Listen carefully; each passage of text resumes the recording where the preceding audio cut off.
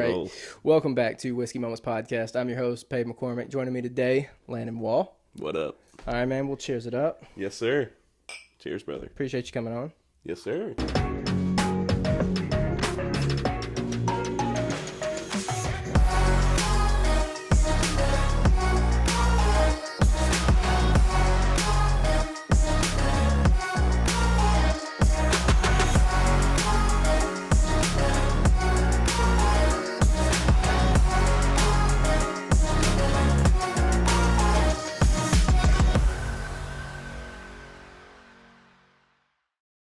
That's definitely whiskey on at 11 a.m. We're getting sloshed. Slosh, brother. Welcome to Red Door in Gallatin. Man, awesome. So, are you originally from here? I'm from North Carolina. North Carolina originally? I'm from Trinity, North Carolina. We're about 30 minutes away from Greensboro. But Okay. we got 6,000 people, so nobody knows Trinity. So Greensboro. Okay. When did you end up moving to Nashville?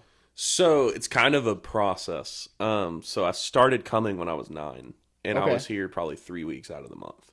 Wow. And my mom and dad, they were awesome. They drive us here and back. I'd be here Thursday through Sunday and back in North Carolina. And they homeschooled me. So I was able to do that. Yeah. You were able to do it just all the time. It was awesome. But I came here full time. I signed a pub deal when I was 16. Okay. And then when I was 18, they were kind of like, okay, you're good. But I'm 22 now. I turned 23 this year. So I guess it's coming up on 14 years consistently in Nashville. Yeah. So it's been a while. But I guess living here officially, y'all could do the math. Yeah, because I can't do it. Yeah.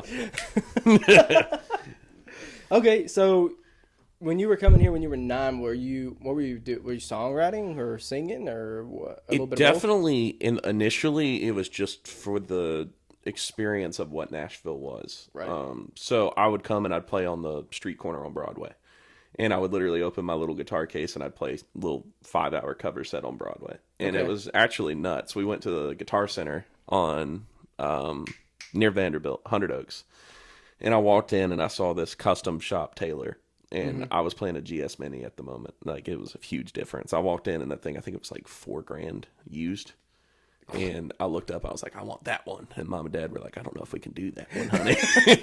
So I was like, I'm going to do it. And I put a little down payment on it for like layaway. And I played on the street corner like 3 weeks in a row, just grinding away. And it was nuts, dude. It was like, definitely because I was a cute little 9-year-old. But first day I played like probably 3 hours, 4 hours, and I made like $1,200. Holy cow. And then I just kept doing it. And I ended up buying it after 3 times going to Broadway. Wow. And I'd walk in with like a little Ziploc bag under my shirt thinking I was going to get robbed. And I'd walk in and just plop it on the counter looking like a drug lord. Nuts. I love it.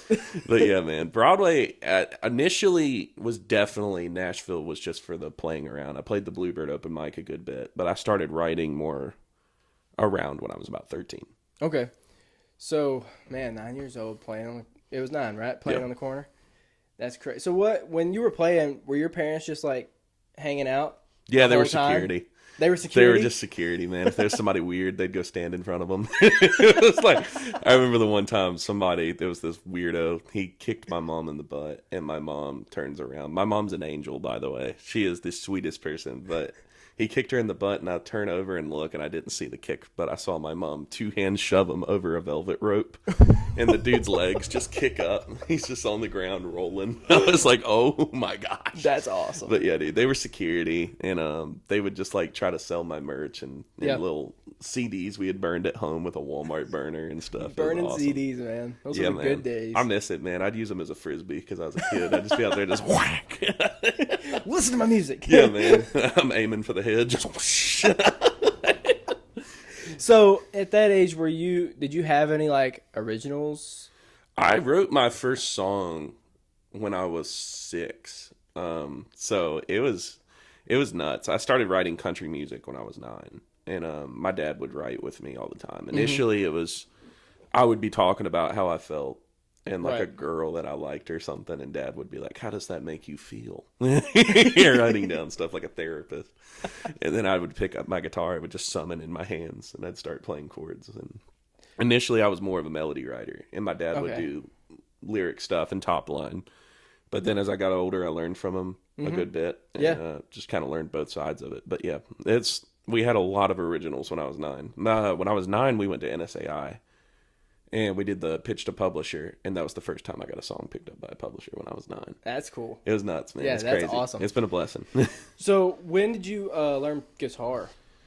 That's a wild story. I was 6, and I think I was 5 when I saw the Justin Bieber documentary. I was 5 or 6. Okay. You remember the One Time documentary? Man, I like vaguely, you saying that, I vaguely remember it. Yeah, I was a believer, man. I was a hardcore Justin Bieber fan. I had the gold sneakers. I had the freaking purple outfit with the white jacket, thinking I was the shit. I was like, dude, I was walking in the room like... But we went and saw that, and I saw Justin playing guitar, and I was like, I want one of those. Yeah. And I walked out of the theater. I told Mom and Dad, for Christmas I want a guitar. And they were like, what kind of guitar? Like an electric guitar? I didn't know what it was called, so I said, I want a wood one with the hole in the middle of it. And they got me a First Act guitar. Okay. And I would just sit down and play that thing, man. You couldn't get it out of my hands. And self-taught then? Kind of a mix of both. So for the first few years, it was my dad kind of showing me chords. He learned guitar to teach me guitar. And wow. It's kind of wild, man. God works in mysterious ways, but my brother ended up struggling with addiction. And I really needed an outlet. And I think God planned it this way, but like when things were bad at home, I was in the closet playing guitar. Yeah. And I just kind of morphed into the instrument more than anything. I needed the guitar, and it was kind of my way I would talk. When I would shut down, I would play guitar. Yeah. And it's one of those things to where I just kind of was doing it so much, I was figuring out my own way of doing stuff. Yeah. And I'm a thumb picker, so like my thumb didn't even grow right from how long I've been playing with them. I don't know if the camera can tell, but yeah, it's pretty bad. It's there. I didn't think I'd find love because of my thumb. It was like, somebody's going to look at my thumb and be like, you're weird. Like, what planet are you from? I can predict the weather out here. It just reminds me of the Thumb Thumbs from Spy Kids. Yes, dude! That's awesome. Oh, I'm using that from now on, dude. I wish I was that cool. Golly, that's awesome. But no, I got my first guitar teacher when I was probably 8 or 9. And his name was Shane Key. And I didn't know what ADHD was, but we knew I was it. I would literally be in there trying to learn, and I'd be like, oh, you got a tambourine. That's nice. And he'd be like, yeah, we're going to learn Smoke on the Water. I'd be like, where is the smoke? I mean, I was so lost. And then I went to Bob Spencer. He was awesome. He really learned how to dial in my learning process. Yeah. And it was mainly the chords I was learning and the structure and why guitar works the way it does. But I was still in my own world. Like I was thinking about song titles while I'm sitting there playing. And then we ended up, craziest thing ever, man. We're still in North Carolina. And my dad was a real estate agent. And he was showing a house to this guy named Don McManus. And my dad ran out of business cards and handed him one of mine.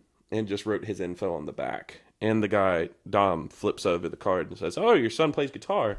I do too. If he ever wants guitar lessons, I'm here. And my dad's like, okay, cool. Yeah. Goes home, we look him up, and we see him on stage with like Brad Paisley and with Reba and all that. And I was like, wow! I was like, this dude's legit. Let me go play guitar with that guy. Exactly. So I went to him, and dude, he was the most like, he understood how I work.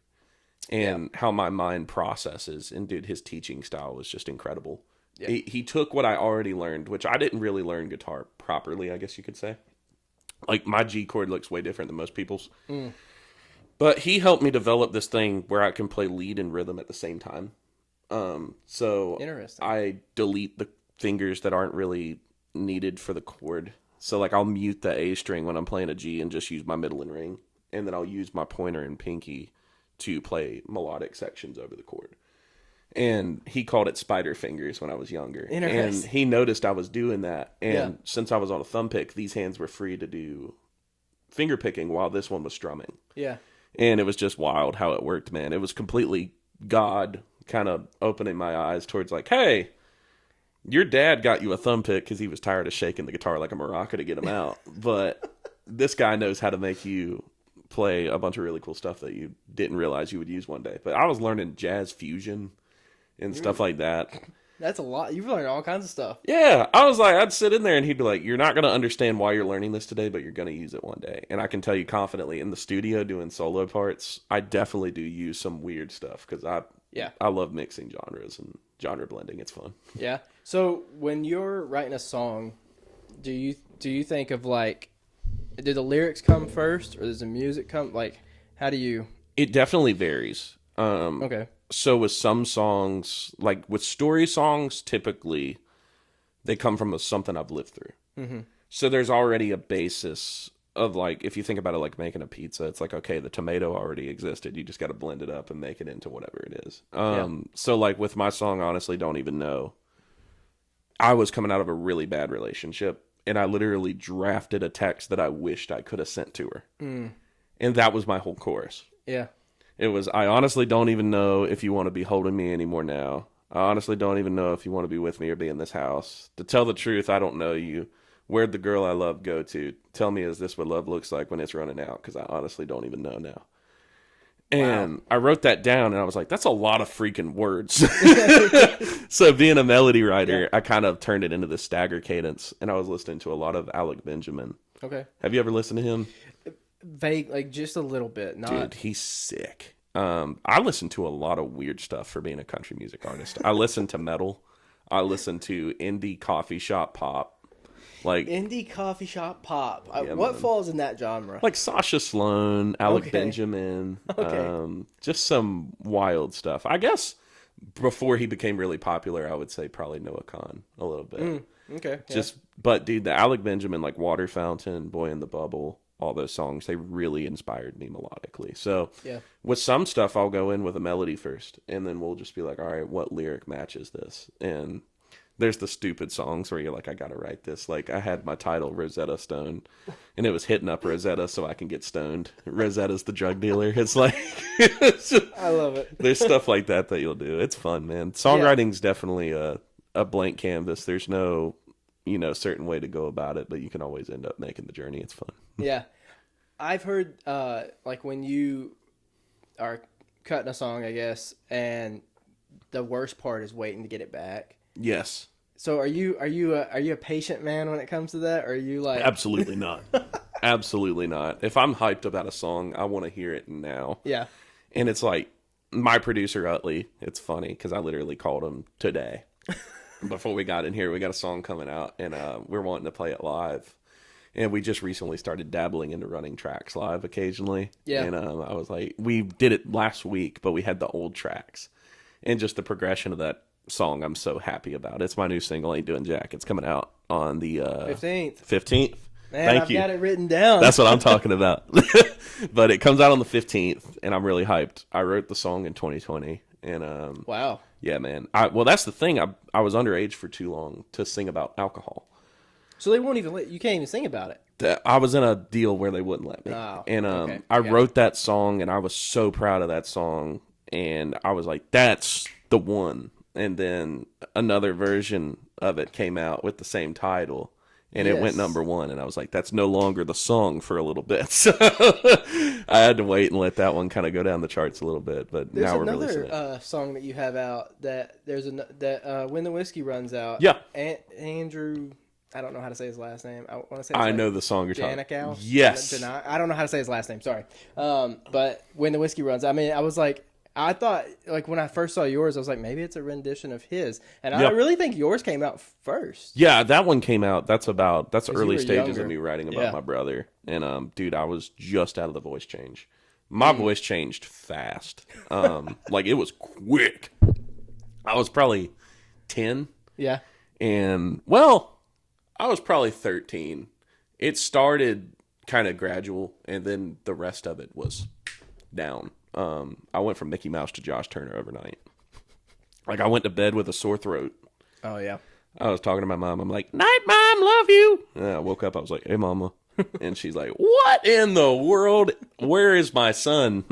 And if you listen to the songs like Small Town Love, that's me when I was 12. And then Lost Boys, me when I was 13. When the Whiskey Runs Out, it's me when I'm 14. And just the progression between those years, you can hear it all. It's nuts, man. Yeah. It's crazy. I lost all my PlayStation friends because of my voice change. Because genuinely, every kid I was playing with thought I was a grown-ass man out of nowhere. Oh. They, like, sick their dad on me. They'd be like, who's this grown-ass man that just joined the voice chat? And I was like, it's me, it's Landon. And then there's, like, a dad that comes on. He's like, you stop talking to my child. I was like, I'm literally, I'm younger than him. I am a child. Yeah, I am man. a child. That's what I'm saying. I'm still in middle school, man. But no, it's fun, man. So, Ain't Doing Jack. Yes.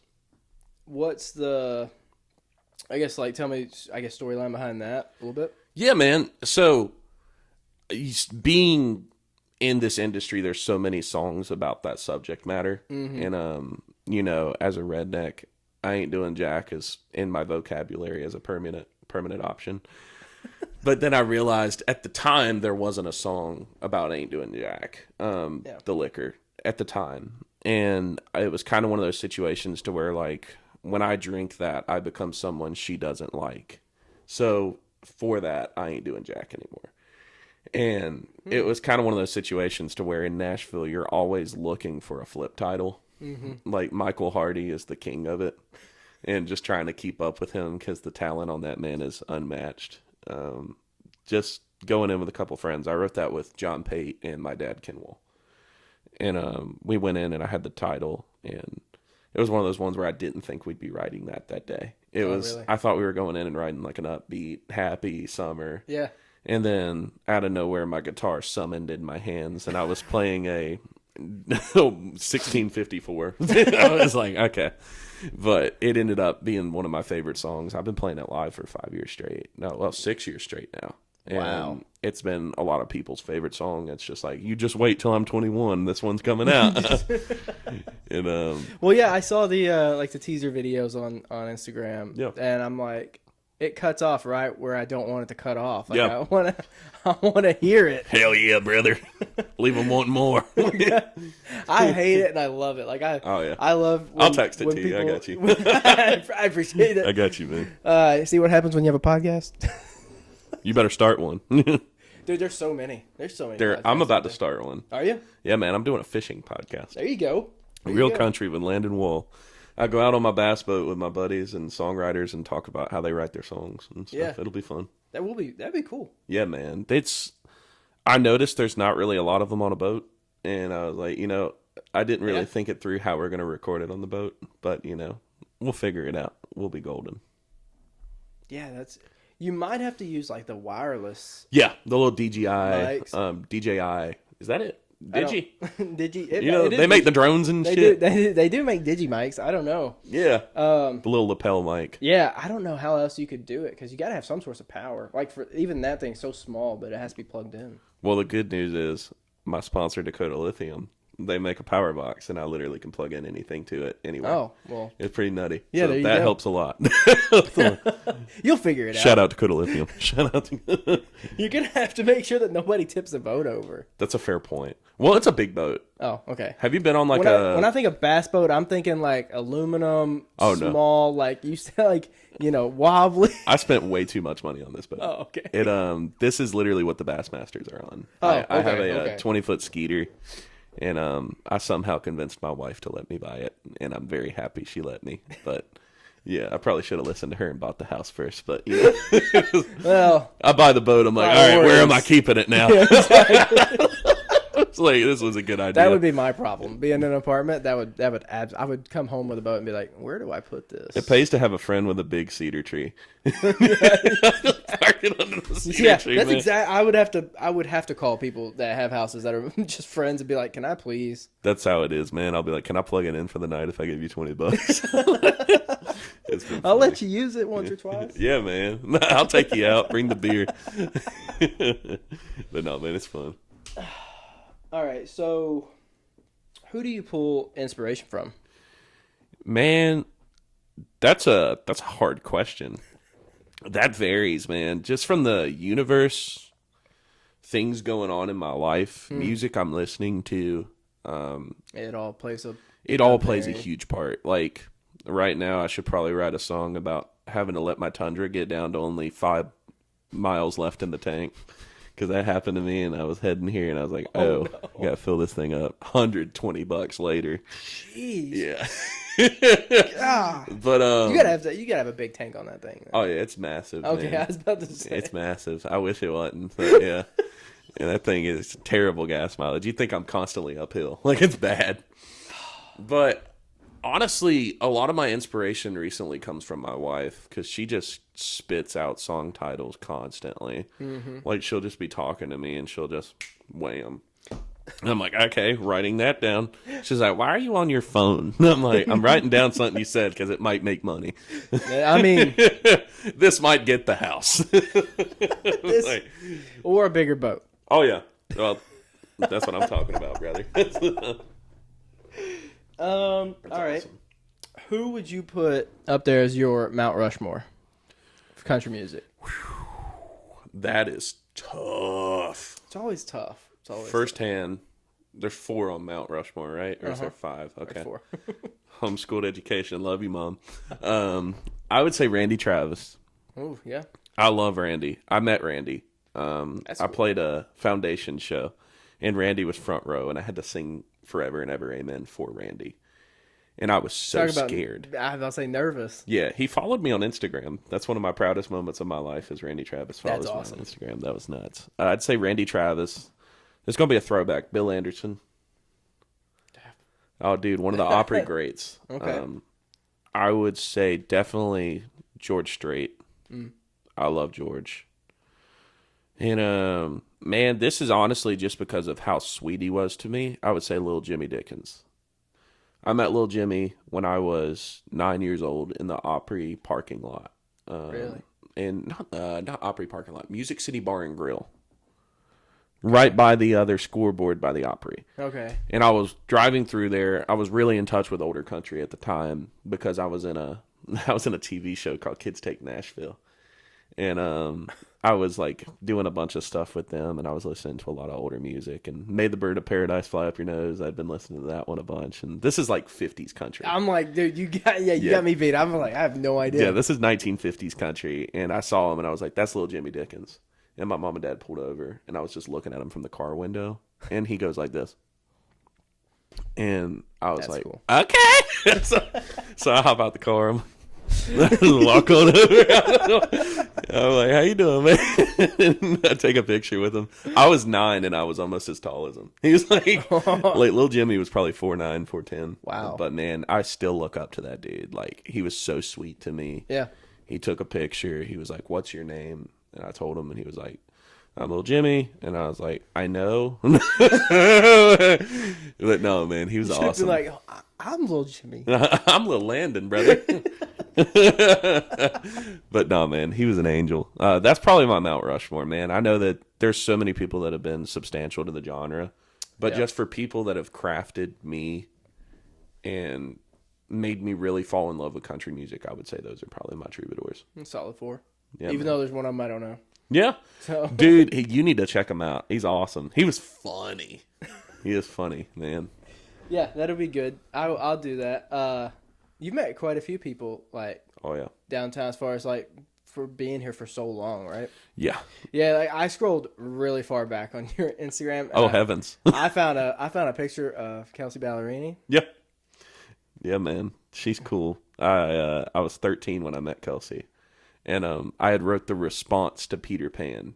I wrote Peter Pan's side of the story with my dad. I just about took out this whole table.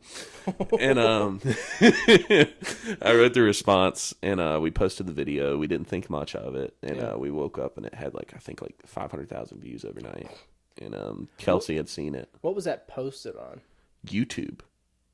Interesting. Yeah, man. That's when I could figure out a social media platform, because God knows I can't figure out TikTok, man. It's so bad. It's tough, man. It's literally hit and miss. Yeah, and Instagram's gotten tough too, man. Instagram to me is harder. Like, yeah. I used to have Instagram down. Really? But now it's just like they're trying to match that 7-second algorithm, and it's just so tough to keep up with. Yeah, bring back Vine. Dude, Vine was awesome. Vine was hilarious. Luke Combs was at his prime on Vine, dude. Have you seen the Luke Combs Vines? No, but we literally, who did I just have on that? We were just talking about that. Bray. Cook. We were just talking about it. He was like, man, Vine, and Luke Combs. I was like, I didn't even know Luke Combs was big on Dude, Vine. he was hilarious. He was so funny. I knew Luke Combs on Vine before I knew Luke Combs' music. Well, that's what they said. They were like, that's what blew him up. I'm like, really? I thought it was something else. It's nuts. I mean, you hear the stories of him like coming up in a Dodge Neon, just like rolling up to rights like 20 minutes late, and it's like, you live in your car. How are you late? But no, man, Luke Combs, he's really cool, man. I play his bar a good bit. And, dude, the Cat 10's awesome. Dude, I haven't been yet. You should come today. I play. I don't go downtown a whole lot. Well, come on, come see a boy. I play 2:45 to 6:30 tonight. That's a long. Are all the gigs down there about that time frame? Oh yeah, my beard gets grayer with every one of them. But I feel that I got some grays coming in. Oh yeah, I got a couple grays. It's happened since I've gotten married. I told my wife it was because of her. That's how it goes, man. She was looking. She's like, "Look at that, you're glistening." It's like, get out of here. Yeah, it's because of you, girl. But no, I love her to death. She's awesome. We met in town when I was 9. Really? Me and my wife, yeah. We were best friends for years. Wow. Yeah, man. This is nuts. God works in crazy ways. I was about to say, this story is just... It's crazy. We met at the Texas Troubadour Theater out by the Opryland. Mm-hmm.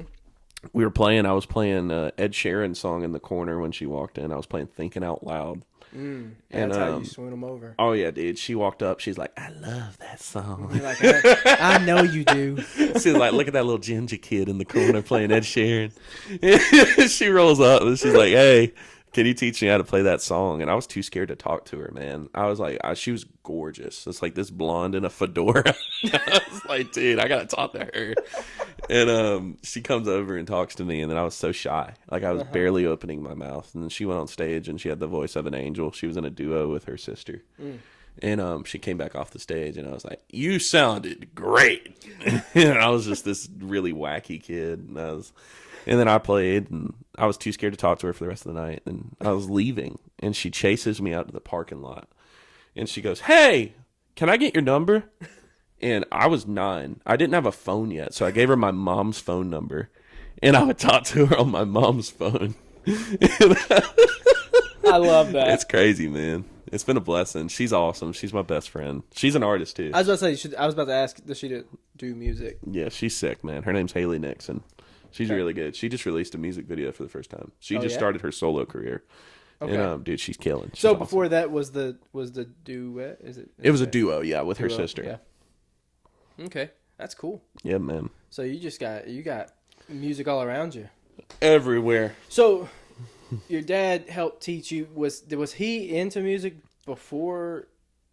Like, it's kind of weird. Slightly. Okay. He loved music. He was a big hair metal band. Like, hair bands was his shit. What is a hair band? Like Bon Jovi. Okay. I've never heard of a hair band. Why do they call it that? Like, people with long they hair? just had the crazy hair, man. Okay. Like Axl Rose. Okay. Like, you know, kind of stuff. I'd roll in, he'd be like jamming out in the garage to You Give Love a Bad Name. He'd be out there, shot through the heart. And then I'd walk in, he'd be like, why, hello, son. I was like, okay. But, oh, God, what was the question?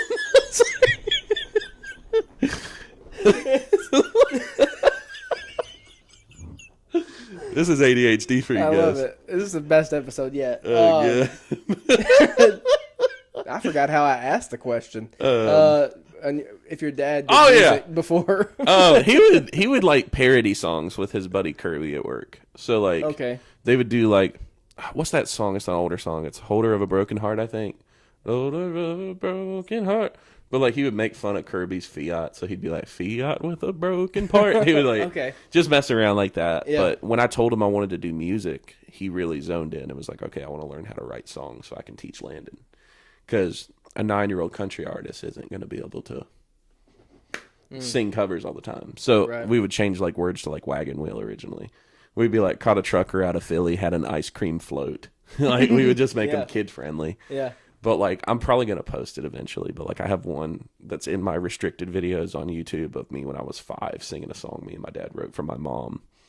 And I thought I was a freaking rock star, dude. I was up there with a leather jacket. Oh, yeah. I was sitting there in front of a green screen we didn't know how to use, so it was just green. I was like This one's for my mom. Yeah. I like tried to lose my southern accent and try to sound like I was cool, which I'm still not cool, but I'm here. You know, well, you still got the southern accent. Yeah, dude, there was no losing it. Like I thought I was gonna be like the next Justin Bieber, and it wasn't happening. It wasn't happening. It just wasn't happening. They're like, dude, that dude sounds like he'd narrate Tractor Simulator or something. I went to Italy, and this dude told me I sounded like the tow truck from Cars. He literally walked up to me from across the room. He heard me talking, and he said, "You sound like the tow truck from Cars." I was like, "You're kidding me." Like, are you serious? I sound like freaking Larry the Cable Guy. Oh, man. Italy's fun. Yeah, what was your reaction to that? Was you really just like, what? I was dumbfounded. Yeah, I was flabbergasted. Someone would just walk up and be like, "Hey, you sound like..." Yeah, I was like, dude, what made you think? You sound like Toe Mater. Yeah, I was like, I'd never seen Cars. Oh, I was about to say, it would have been so funny if you would have just been like, "Toe Mater?" God, man, dude, Haley made me watch Cars. I've never watched a lot of movies. I had such a short attention span, and I was always so locked in with music. Mm-hmm. So, like, I've never seen The Lion King. Wow. And, like, stuff like that. I'd never seen Power Rangers. I'd never seen Cars. My heart's breaking. Man, it's nuts. It's crazy, man. Like, this is not my brightest moment. I didn't realize, but I texted my old producer, Josh Ronan, and it was Hanukkah, and I texted him Hakuna Matata by accident. Instead of saying Happy Hanukkah.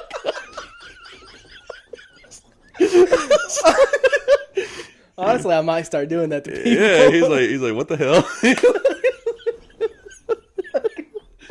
That was nuts, man.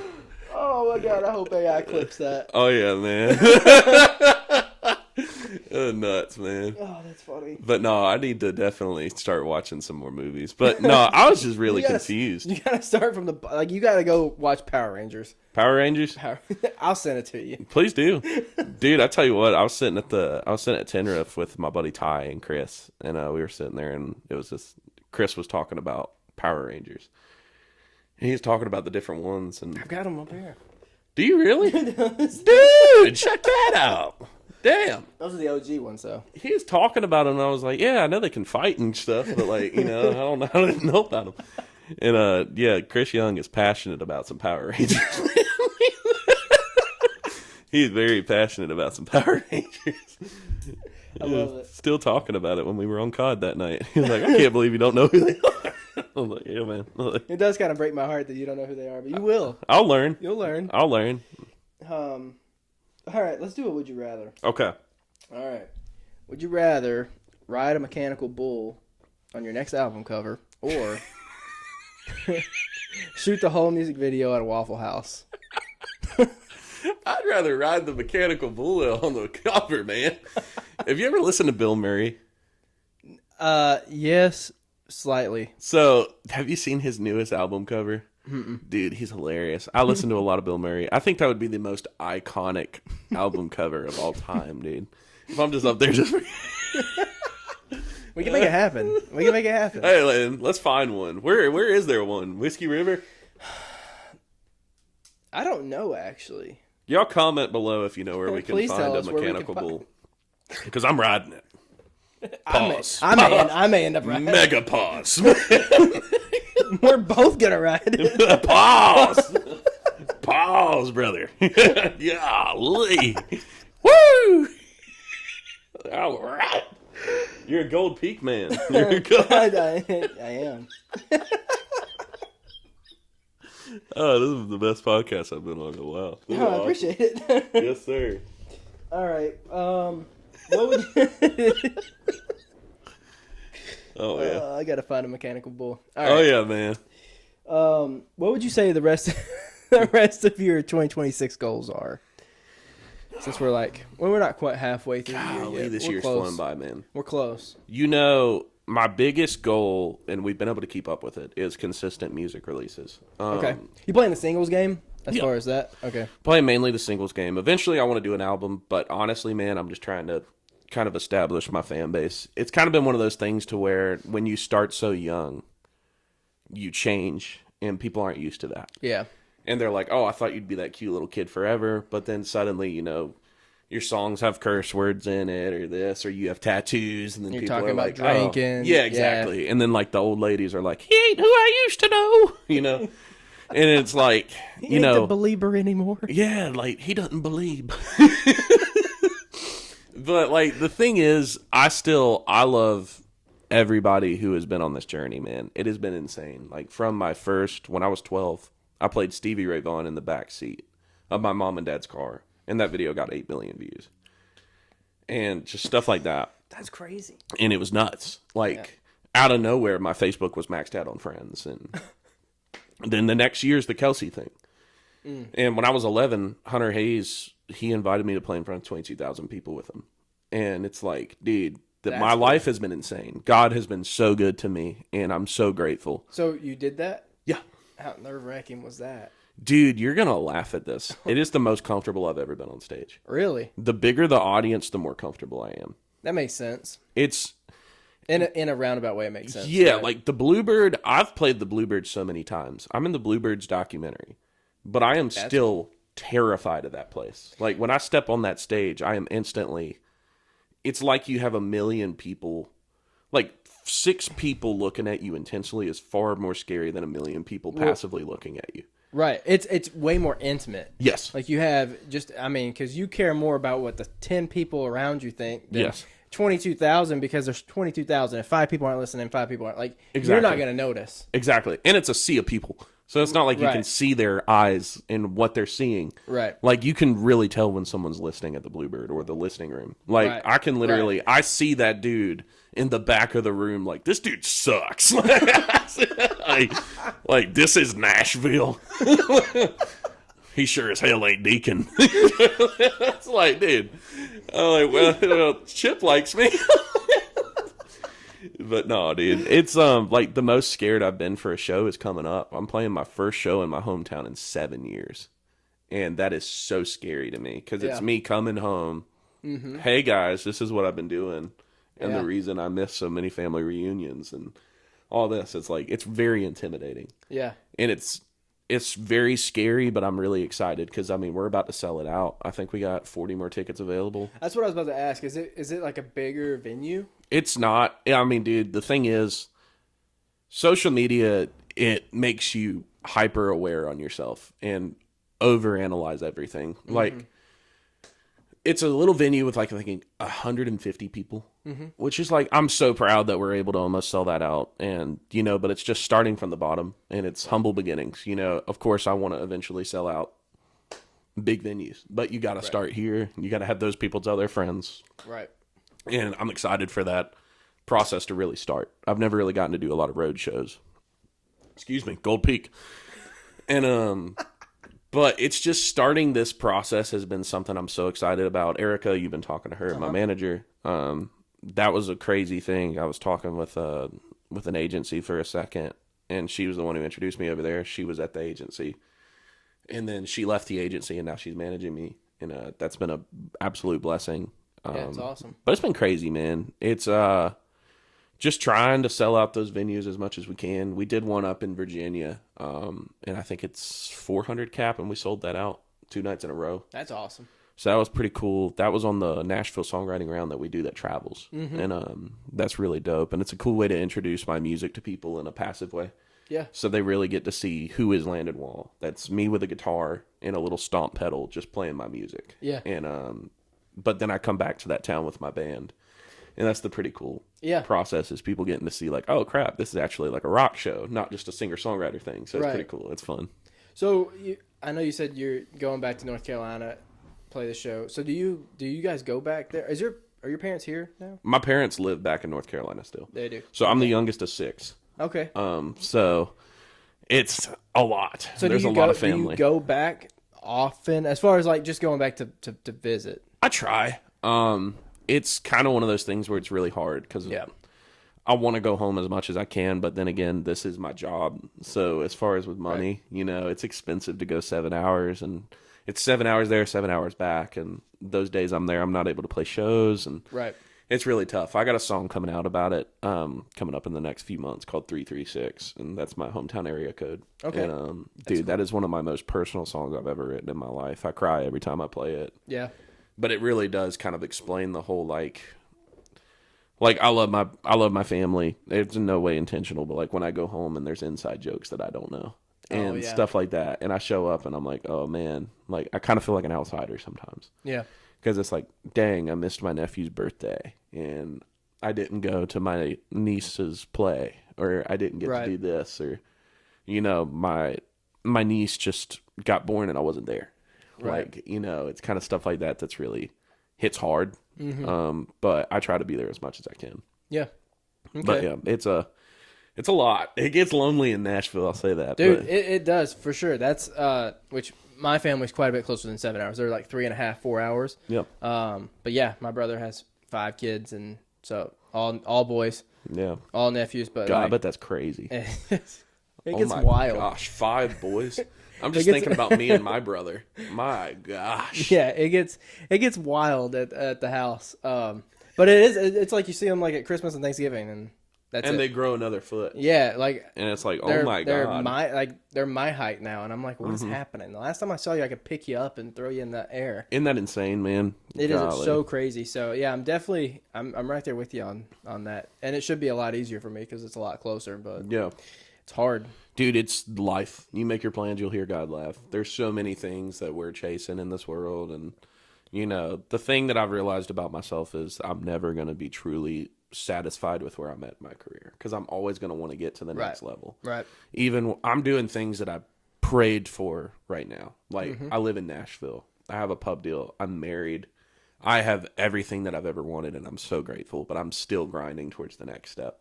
Right. And it's just like you realize, eventually you got to realize, you know, the grass is always greener over the septic tank. You know, the people who have the most shit going on, they're the ones that look the most put together. Right. And it's one of those, my dad said that once, and I was like, that is genius. Yeah.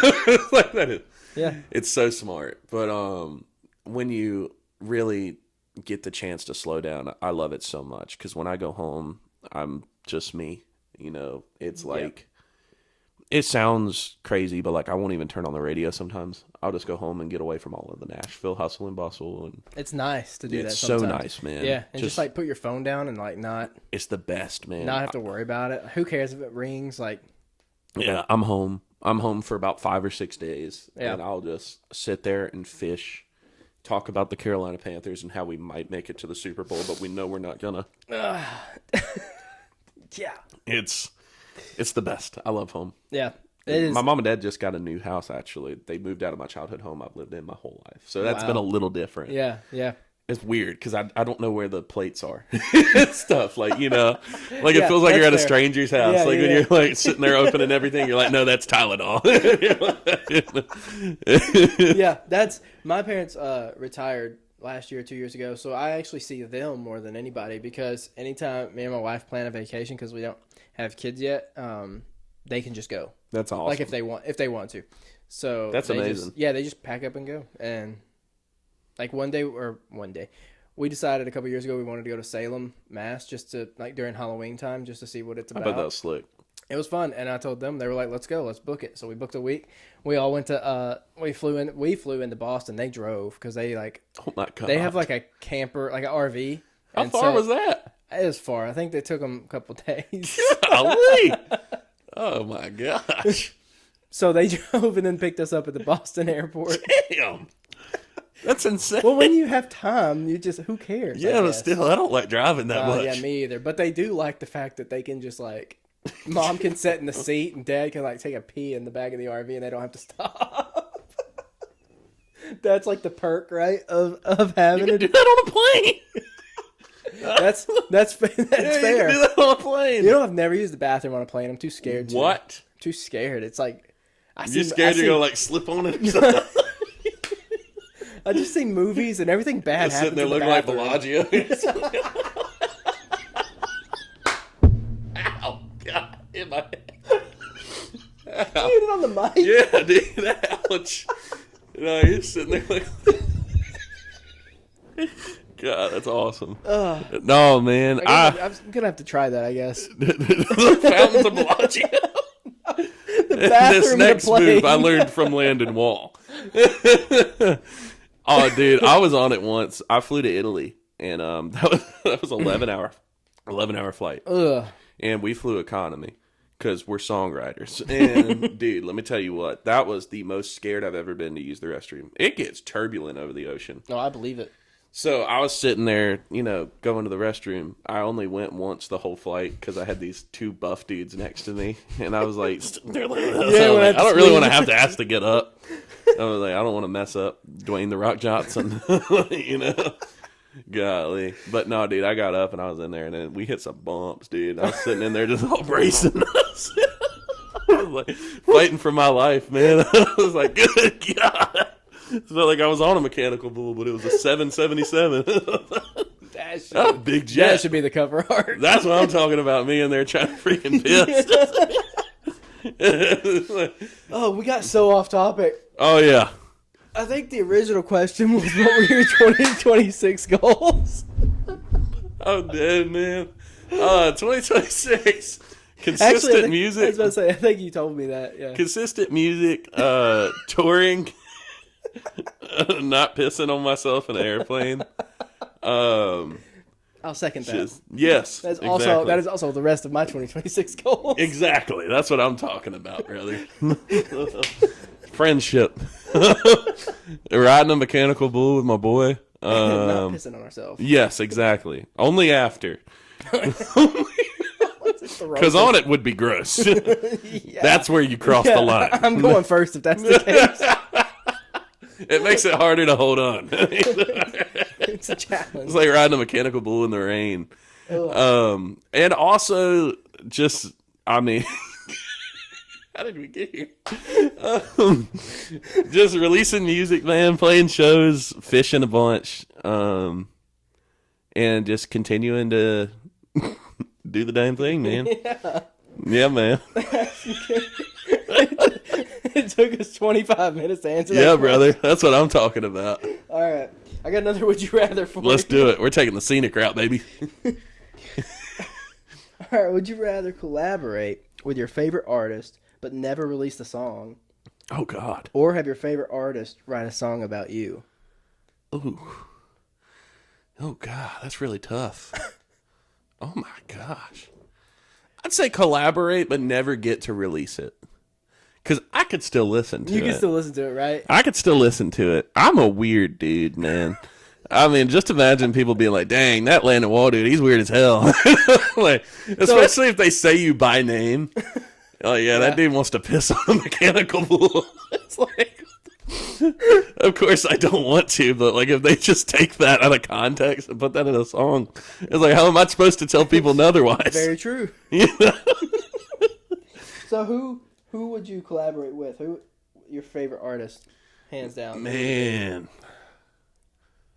that's tough, man. Is this cross genre or just sure, whatever you want it to be? Man, that's really tough.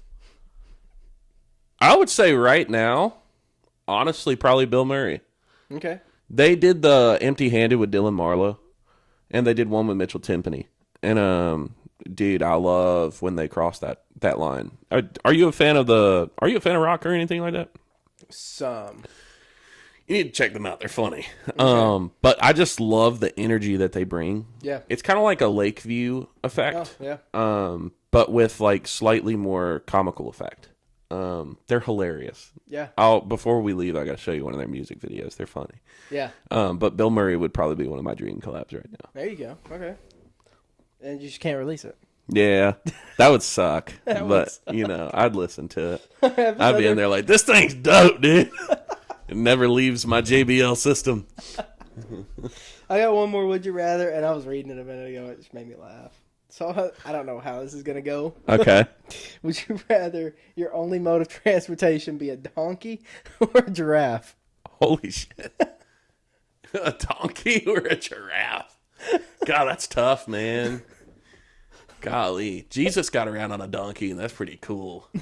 I think I would ride on a giraffe, man. I think a giraffe would be Imagine rolling up to Broadway. Like playing Save a Horse, Ride a Cowboy. My old stud Leroy, and they look, and it's just a freaking giraffe. was like, yo, this dude got a lifetime membership to the Toys R Us. Dude. He got the mascot out here. That'd be Toys awesome, R Us dude. still in business? I think they came back. Did they come back? I don't know, man. They like went out of business. It's like the Undertaker, man. You thought he was gone, then he just next thing you know, da da da da. I think they're back. Are they? I don't know. Golly, I loved that place. If you rode downtown on a giraffe, though. Dude, that's how I want to roll That'd up be to sick. every show, That would dude. be It's like sick. the Morgan Wallen walk up, I but hope- you're rolling up on a freaking giraffe, dude. I hope one day you make enough money to Oh, have dude. a giraffe. Me too. God, that'd be awesome. Dude, but they're scary. Oh, yeah, dude. If anybody gets in your way, they're just going to... Yeah, dude. Have you ever seen how they fight? They're fucking My dead. God, yeah, it looks like a freaking lightsaber battle. What? It's nuts, man. We could, like, dye it a different color, too. Yeah, dude. Spray paint it or something. I want to make Cooper look like a giraffe. I got a golden doodle, and I seen this person do it on Facebook, and it looks awesome. They did that, and they also made one of them look like that tiger from the... Yeah, okay, I've seen that one. What is that thing? What's its name? It bounces. Tigger Yeah. from Winnie the Pooh? Never seen that. But yes. That tiger. Yeah, that one that bounces around. It's like, That tiger that bounces. yeah, man. I ain't never seen another tiger that jumps around like that. Usually they're just trying to eat you. That's They're fair. pretty scary. Yeah, they are. Yeah, man. Yeah, that one's not, though. No, if I saw that one, I'd be like, hey, buddy. Yeah, exactly. Yeah, dude. It's like All right. me if I was a panda. I got 2 more questions for you. Let's do it, At man. least. All right. Who would you say your dream tour would be with? Like, if you could just build it out. Man. Is this like me getting to open for somebody? Or is this, Could be. It could be people opening for you. You, like, co-headline or whatever. You get to build it however God you willing, and, you know, if this is what God wants my career to get to, if it gets to a level of like a Morgan Wallen, a co-headline with Wallen would be nuts, dude. Oh, yeah, that'd be His sick. audience is crazy. Oh, yeah. Like, it's just like watching that tour, a Wallen and Hardy thing, even if I got to open for them, dude, that'd be nuts. Like, they Yeah. are just, their crowd is so rowdy. Like, watching Gavin Adcock out there just throwing a whole case of Miller Lite and them just being like, hell yeah, brother. like, I would love to be out there on that audience, man. Yeah. Zach John King's opening for them, I think. Is he off that tour now, or is he still on it? No, I think they still have a couple shows left with that tour. Dude, I played Grindhouse with him not too long ago. It's nuts to see Really? how far he's come. I know. Literally, I was scrolling Instagram, and he had, like, posted on his story that they were needing trucks for a music video, but it was, like, next day. Yeah. And I'm like, we're not really doing anything. And I was like, maybe I'll slide up. But it was his producer's, like, Instagram or whatever. Yep. So I sent it to him. He texted me the next day and was like, can you bring a truck? I'm like, yeah. And then I was like, I'm also going to bring my wife. Like, I figure because he was like, the idea is it's a party behind a bar. And I was like, cool. So I figured there's going to need to be females. I'll just bring my wife. Yeah. And he didn't say anything. I was like, cool. And we showed up, met Zach John King, and Baker Blankenship was there because he's a feature on the song. That's slick. And yeah, dude, it was sick. And then we were there for like 4 hours Golly. doing that. Water and whiskey, baby. Dude, that one shot take is wild. Like, I've never seen Yeah. anything like it. Dude, that's nuts. You know, Graham Barham, he just filmed a music video at Cat 10 on the rooftop. We Really? play that stage. I was looking, I was like, I know that building. I'm like, I play up there for chairs every now and then. No, man. That in the off season, Nashville cover gigs get tough, man. Really? Like when it's not summer, like when you first start off at a venue, you usually get the crappier shows. Which like there's no bad show at Cat 10 at all. But like it was a little tough. It was like during the work week, we would play 11 a.m. on a Wednesday at Cat 10 for a minute. Yeah, that could be tough. It was a little bit tough. And like I mean, their base pays awesome. We were good. I love you, Cat 10. You guys are awesome. But we worked our way up to a Saturday 2:45 to 6:30 on the main stage, Yeah, and there that you has go. been awesome. Yeah. It's so cool. Well, yeah. Yeah, it's amazing. Much Have you fun. been in there? I haven't been in there yet. Dude, you gotta come. I know. Like I said, we don't go downtown much. The last like new bar that I actually went into was Friends. Really? Yeah. That place so is wild. I haven't been into Posties. I haven't been. Golly. I know. I went to Posties when it was Tequila Cowboy. It was one of the OG places I played. Yeah. And I just don't like downtown. Like, I just hate it.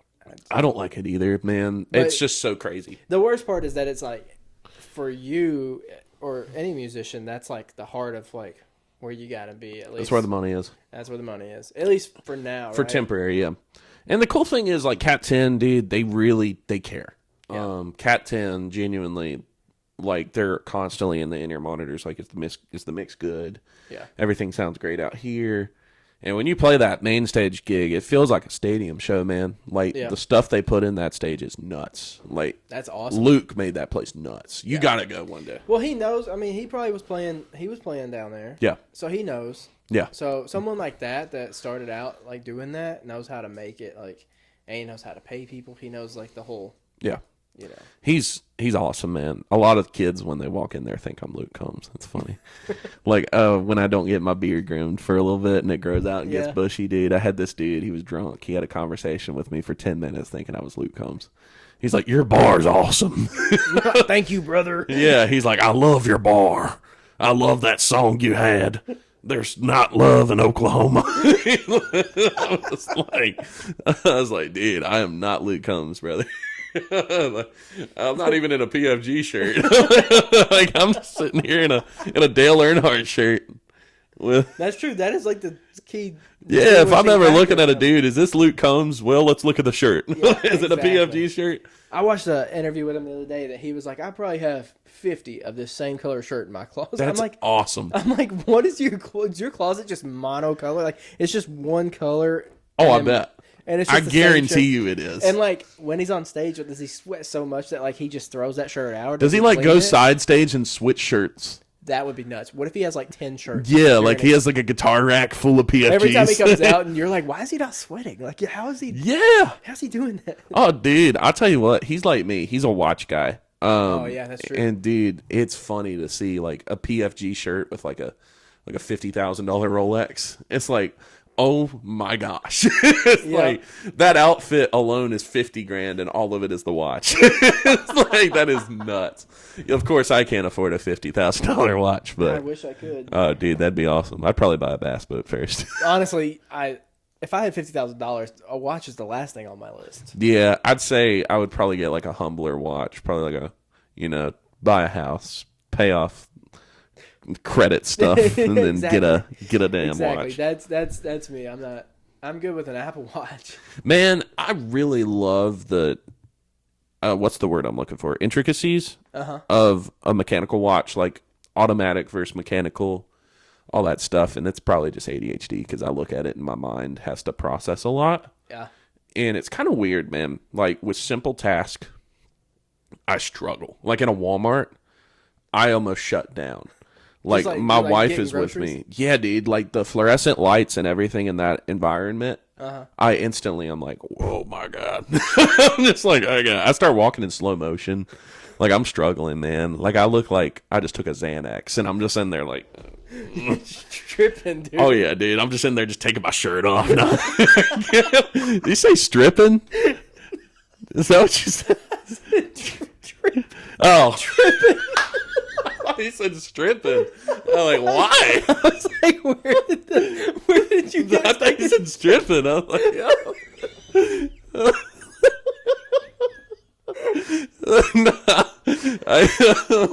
But like,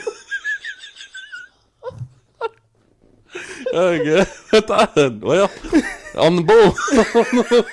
Golly, man. God, you got me crying. Yes.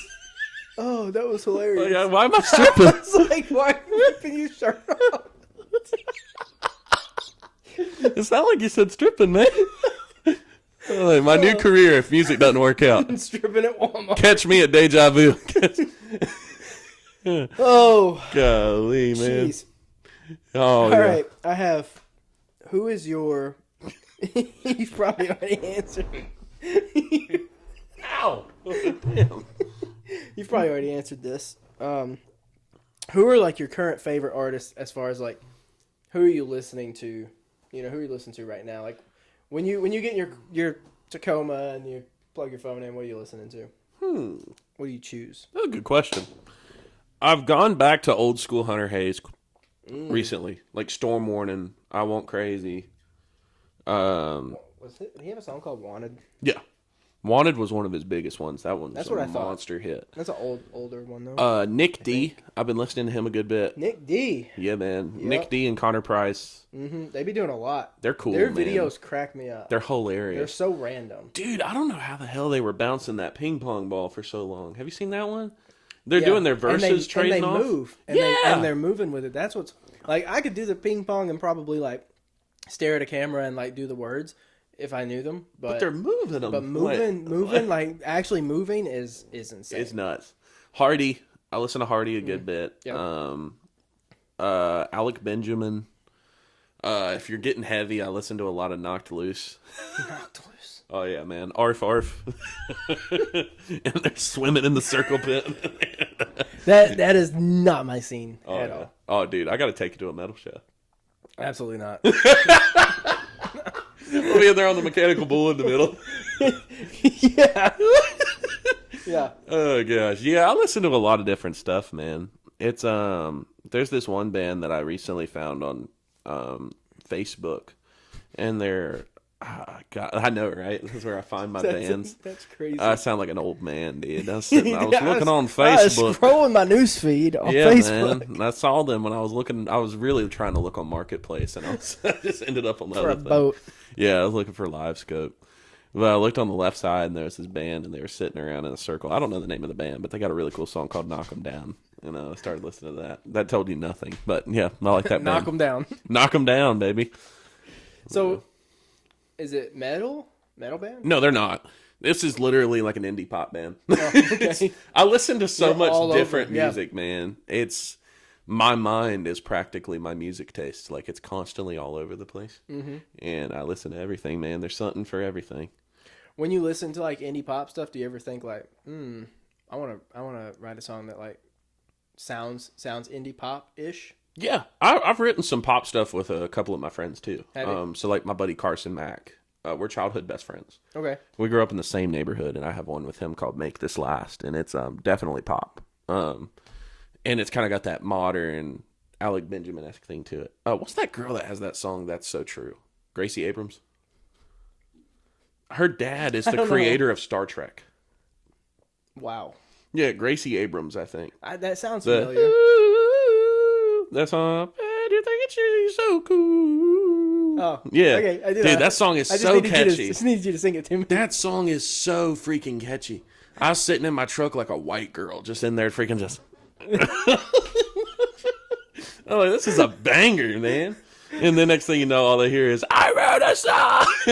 Right after, it's like... Yeah, your playlist is wild. Oh, yeah, man. It'll take you on a journey. I just had a remix. I just heard a remix on TikTok of "Like a Prayer" by Madonna. Oh, yeah. I didn't know that was Madonna's song. It was a remix. You didn't? No, this is what's crazy. It was a remix, and it's EDM remix, and I was like, man, this song is gas. Yeah. So I downloaded it, and I'm like blaring it, and then last weekend I went to my tattoo artist, and I like walked in. I was like, "You gotta play this song. It's my hype song." Yeah. And she's like, "What's it called?" I was like a prayer. And she's like Madonna, and I'm like, "No." I was like, "No, it's not Madonna. It's a dude's name on the song." And she's like, "Okay." And so she asked Alexa to play it, and she goes, "This is Madonna, dude." And I was like, "She's like, how do you not know that this is Madonna? Like this is the most popular." She's like, "You know, this song's about a blowjob." And I was like, "Sick." Is it really? Yeah. Wow. Because it says something about. I now feel awkward listening to it around my mom. Down on my knees. It is like a little prayer. Wow. Something, I want to take you there. Yeah, and it's like talking about midnight at the midnight hour. Okay. Yeah, when you think about the lyrics, it's like, oh yeah, yeah. Wow. Yeah, I just thought it was wholesome. That's what I said. I was like, what church is this? Here's that cross point, and everybody's looking at each other. Like, whoa. It would be funnier, maybe not funnier, but it would if the congregation is just like all like hands up, like yeah, dude, freaking. This is gas. Just sidestepping. Play that Madonna in church. Good golly. I didn't realize that. Golly. Well, I didn't even know it was her song. So. That's nuts. Who's your tattoo artist? Her name's Kelly. She's actually literally across the street. That's nuts. Yeah. Yeah, I'm thinking about doing a sleeve. I might have to hit her up. Yeah, dude, she's great. I have this part right here. This is I'm a big Gibson guy. Okay. I recently got a deal with Gibson, so I'm over there as an artist. But Yeah. I got the hummingbird tattooed on me, and dude, I love Gibson guitars. And this is just I'm the sixth kid, so Yep, I've got a sibling tattoo somewhere. Here it is. there you go. That's Yeah. what's up. Youngest of Did three. she do the chaos? She did the chaos. She did this. She did the match. That's nuts. This is my newest one. That's nutty, dude. Yeah, she's good. That took about 3 hours. She did my Sick. calf. Dude, she's really good. She's good. Yeah, I'll She's good, and she's fair priced. I'll get you her information. That's badass. Yeah, so she's good. Shout out 2K Tattoos. That's what I'm talking about. Well, Get dude- inked, brother. Catch up. Get inked. Come catch all of us heathens in Nashville. Yeah, exactly. Out here on Demon Brune. Have you ever heard GPS say it? It's insane. That's what I thought it was for the first 5 years I was here. Oh, we did too. When we were like Demon Bron, and then someone was like, it's the Mumbria, and I'm like, no. Yeah, I used to call it Demon Brune. Well, and then like Morgan Wallen came out with the and he says, and I'm like, he's teaching everybody how to say it. Finally, God, people get here for fanfare. They're not like, how do I get to Demon Brune? And where's the Redwood deck? I was like, you talking about Red Door? Dude, are you doing anything for CMA Fest? No, man. This year I took it easy. Yeah. I'm pretty much just kind of relaxing this year. CMA Fest is wild. It's nuts, man. I've done a lot for the past couple of years, and Yeah. this year I wanted to take it easy. So I am playing a show in Indiana at a little bar out there, which is going to be cool. It's kind of an intimate songwriting thing. Yeah. And then, when does this come out? Thursday. Wow. That's fast. Well, stream ain't doing jack. Yeah, so it's the 15th. What's today? The 9th? Mm-hmm. It comes out next week. Yeah, what? I can't do the math. If this comes out Thursday, then tomorrow's the 10th and it's Sunday. If tomorrow's the 10th, 11th is Monday. Today's the 9th. Hold on, wait. Right? Today is the 8th. Today's the 8th? So it comes out in 7 days. So it'll be after the podcast. Podcast come out Thursday. It'll come out Saturday then. It comes out Saturday? It comes out Thursday night, Friday morning. Then it's not 7 days because today's Saturday. Oh, homeschool, baby. Jesus. Our math is horrible. Yeah, man. That's why I do music. Yeah, that's why I have a But podcast. it comes out after this. So Yeah, it comes out Thursday night. Thursday at night. It midnight. comes out the night of the podcast. Yeah. Yeah. So you get double whammy. That's what I'm talking about. Look at that. Unplanned, and I said Thursday. That's just... Look at that. That's we're professionals. That's what I'm talking about. Linked up, brother. Mechanical bull, airplane bathroom, Yes. whatever the third one was. Madonna like a prayer. Yes. Don't sing that in church. Yeah. And Please don't. If you do, send us the link. Yeah, send it to the Whiskey Limits podcast, baby. Golly, man. Well, dude, this was great. Yes, sir. It was Thanks for fun. having me, man. Yeah, absolutely. We will toast it out. Cheers, man. Thanks. Peace.